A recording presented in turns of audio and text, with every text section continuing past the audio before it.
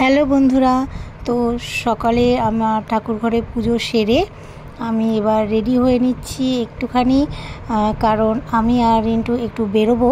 তো কোথায় যাচ্ছি ভিডিওটা সম্পূর্ণ দেখতে থাকো, তাহলেই তোমরা বুঝতে পারবে। আজকে সকাল সকাল স্নান পুজো বাড়িতে সেরে আমি আর রিন্টু কোথায় যাচ্ছি।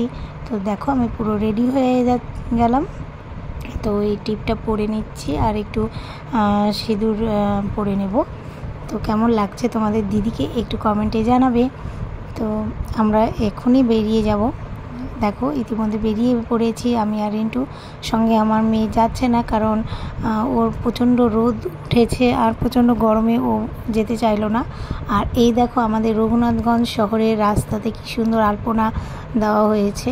প্রত্যেক বছরের মতনই এবছরও সুন্দর করে আলপনা দিয়েছে, মানে পয়লা বৈশাখ নববর্ষের আহ্বান জানিয়ে।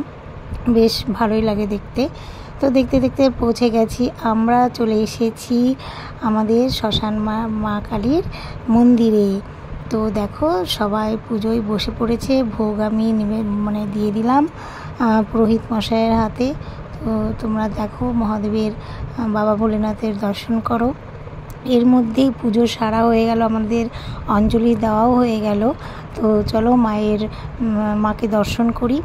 এই দেখো আমাদের এটা হচ্ছে শ্মশান কালী মায়ের মন্দির, আর এই যে আমাদের শ্মশান কালী মায়ের মুখটা দর্শন করো সকলেই।